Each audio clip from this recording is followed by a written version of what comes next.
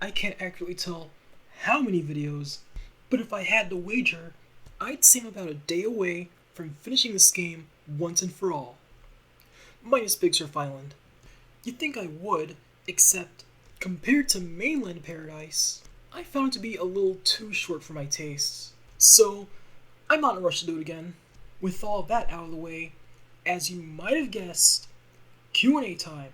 Because, as you also might have guessed, there were things I did and things I didn't.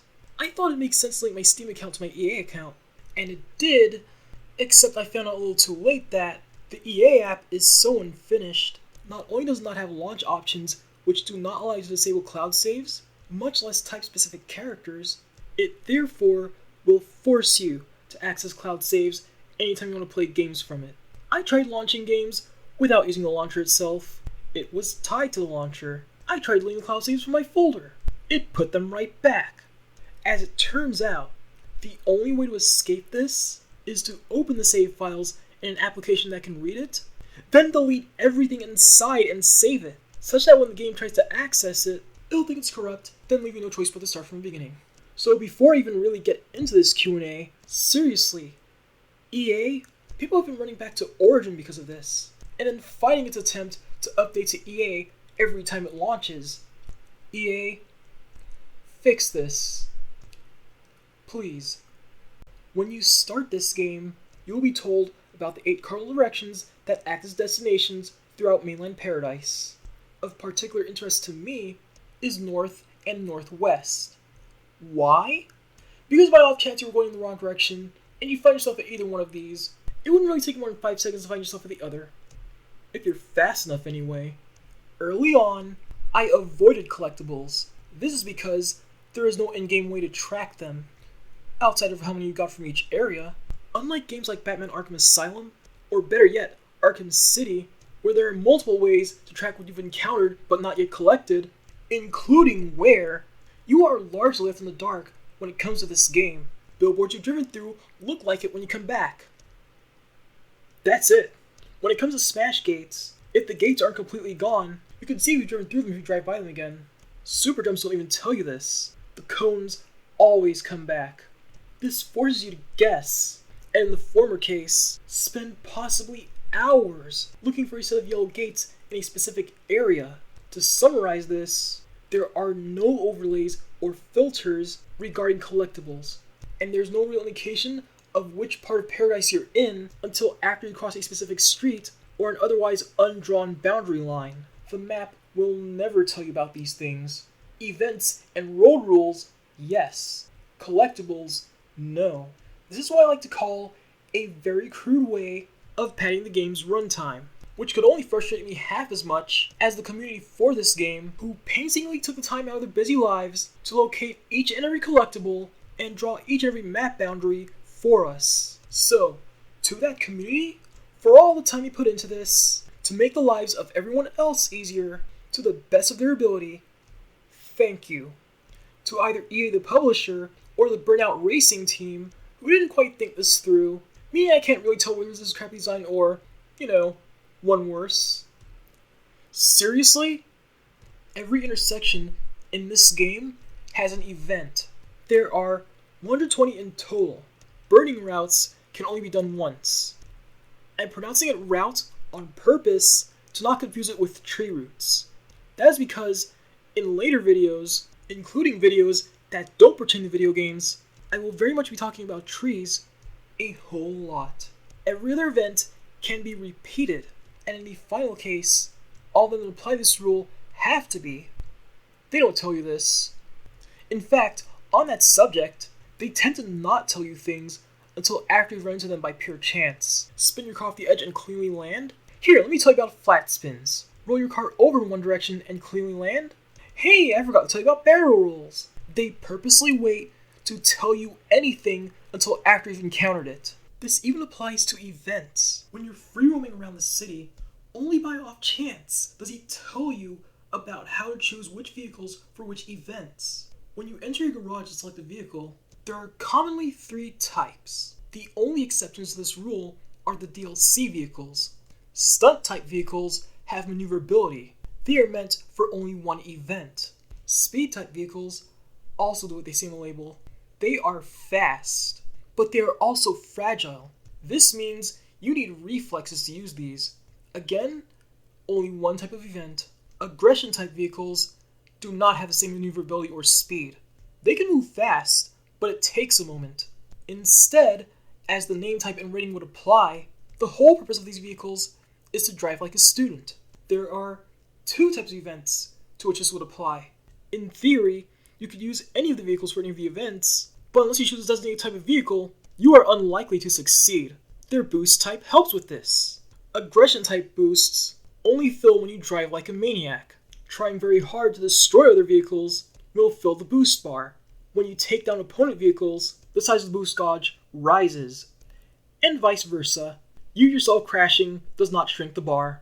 For stunt type vehicles, exactly what it says on the label. Treat the place like an escape park for automobiles. Crashing doesn't punish you. Speed type vehicles, again, what it says on the label.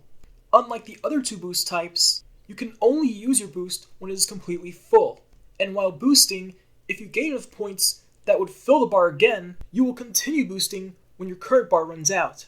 This is called a burnout chain. Geez, are you kidding me? I went this long to the Q&A without the Q&A part? Okay, maybe now I could actually fix that. You may have noticed that as soon as I started with the first vehicle, I drove through an auto repair just as I was told to and started the burning route.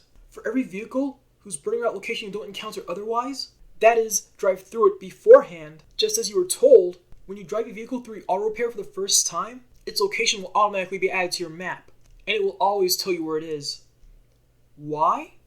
Because burning routes are unique to each vehicle, they can only be completed once, and having done so will earn you a better version of the vehicle. So naturally, the first thing I did when I got into this car was complete the burning route for this purpose. The boost type was different, and I wanted this. I knew this. I did this for the purpose of road raging. You heard me. The vast majority of my time was spent road raging. This is because the whole entire purpose was to reach the Elite license as soon as possible. Unlike the last few times I played this game, through either client, I was prepared to do any more in an event than I really had to. The last few times, I would go above and beyond in road rages, and so the result was spending week after week, night after night, hours at a time, driving like a roadhog on steroids. This time around, things changed.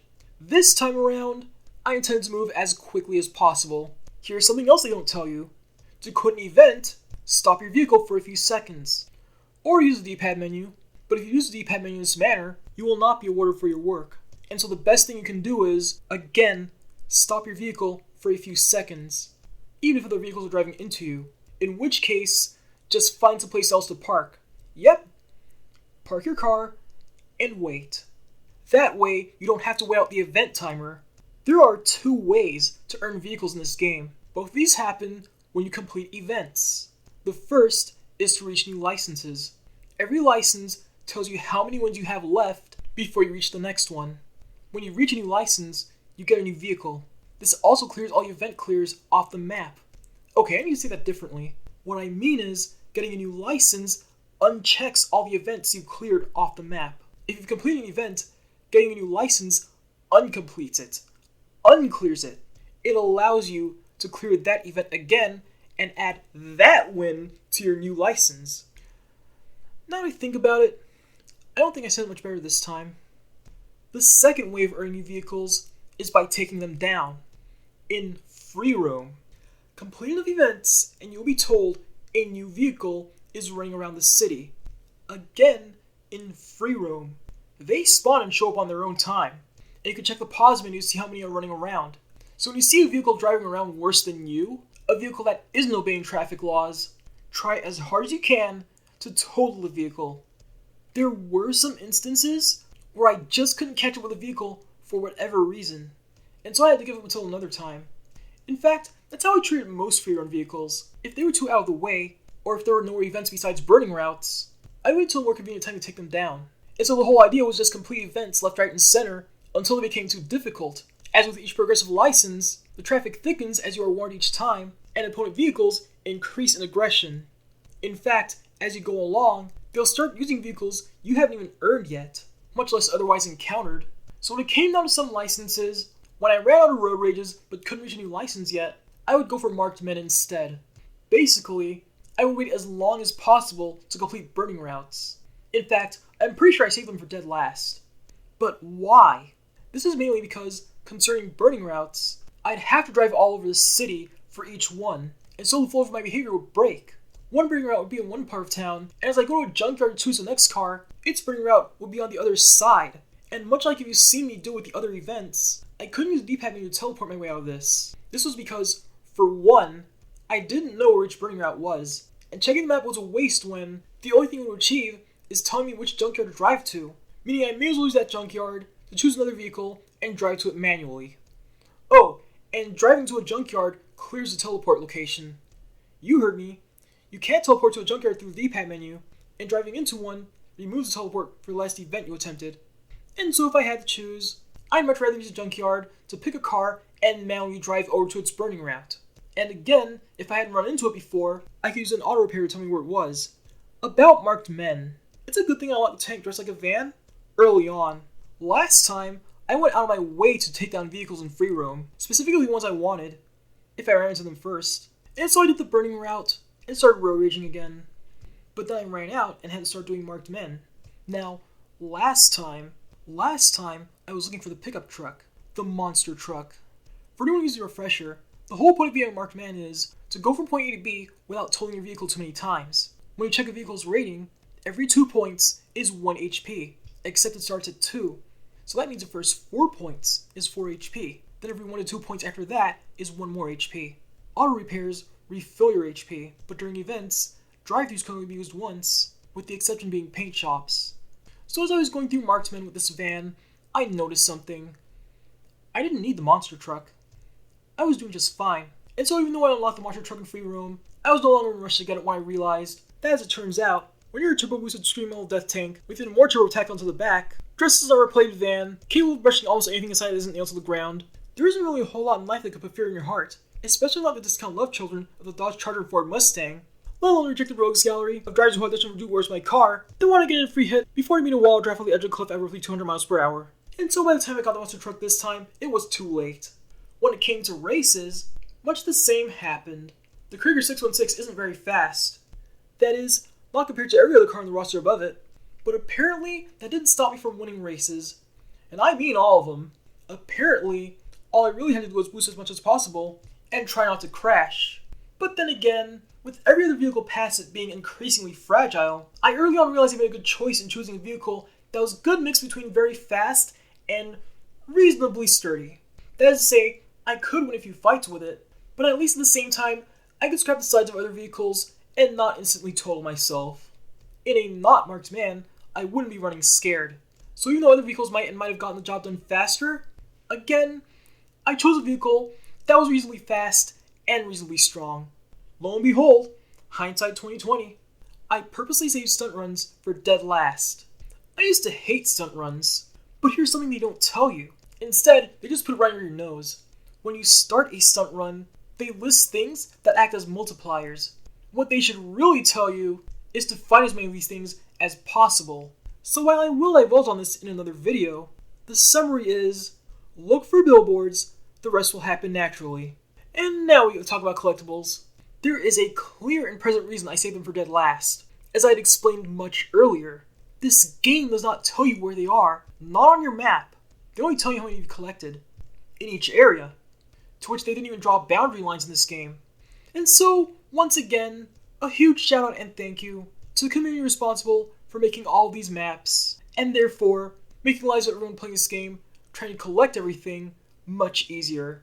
With all the events out of the way, I could focus on collectibles. With all the events found, I would break my own flow trying to complete everything, and organization of what. After all, I'm doing this to tell everyone else how. Though, I really should have thought about that when I was recording Harbor Town, and having almost completed it, didn't realize I wasn't recording until almost the very end, to which I could only apologize. To this end, in a future video, I will show off all the billboards and all the super jumps. The smash gates, however, I could only give their approximate locations, with the help of this map. Again, I apologize for the inconvenience.